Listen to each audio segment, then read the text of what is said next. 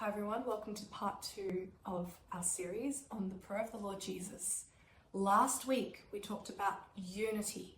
This week we're going to dive into the second part of this series because, like I mentioned, this prayer holds monumentous weight because in this prayer Jesus is praying for you and I. So let's have a look at what the rest of the Word of God says. And now we're going to start at John 17 verse 22 now. This is what it says. I have given them, who's them? You and I.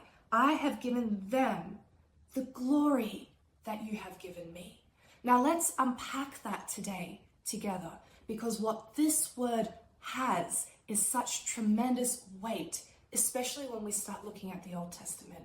So if you could turn with me just very quickly to Exodus 33 at the exchange between Moses and God.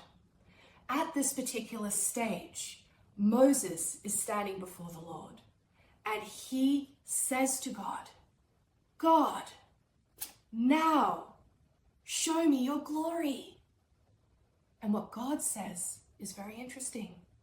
He says to Moses, Moses, I can't show you my glory because no one can look upon my face and live.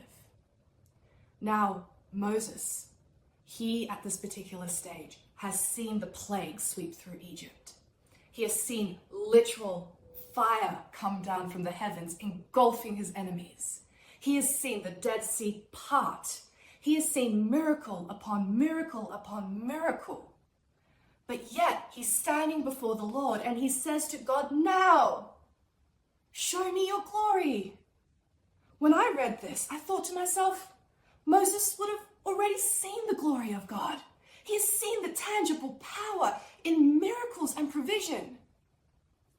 But God says to Moses, no, you cannot see my glory because no one can look upon my face and live. Now, many of us will know the story.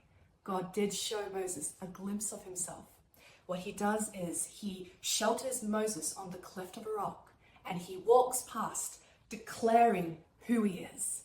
And as he walks past, he lifts his hand and Moses gets a glimpse of God's behind as he walks past. And you know what? The next day, now we'll go skip a chapter ahead. The next day, Moses comes down from Sinai and his face was glowing. And you know what?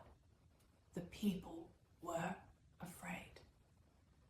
His face shone with the very glory of this light emanating from the glory of God, having encountered a small glimpse of him from the behind.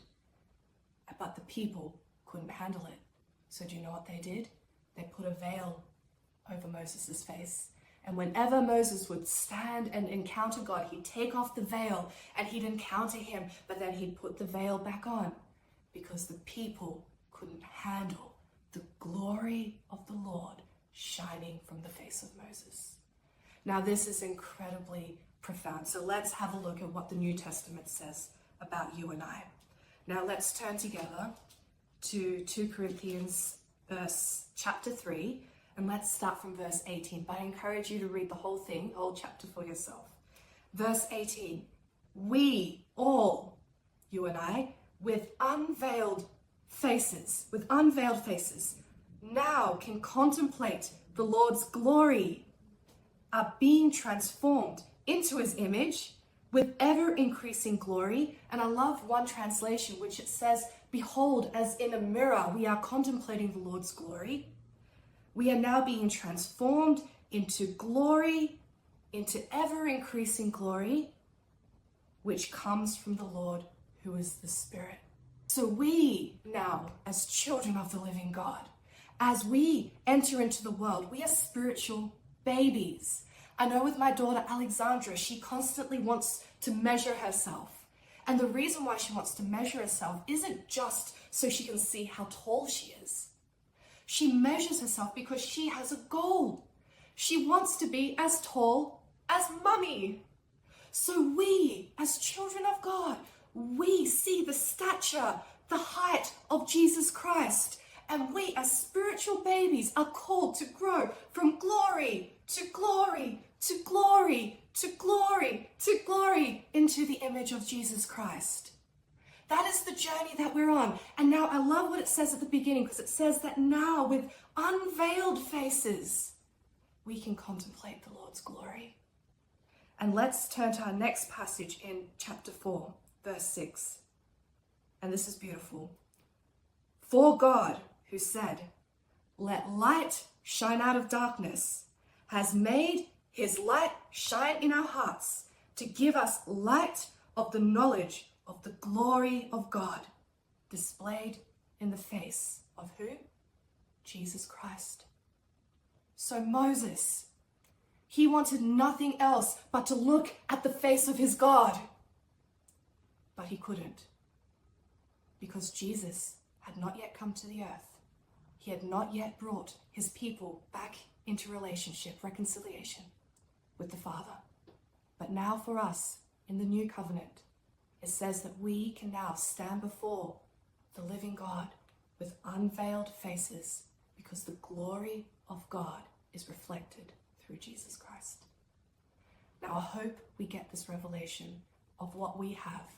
It's not just enough to be born into the family of God and just stay as infants.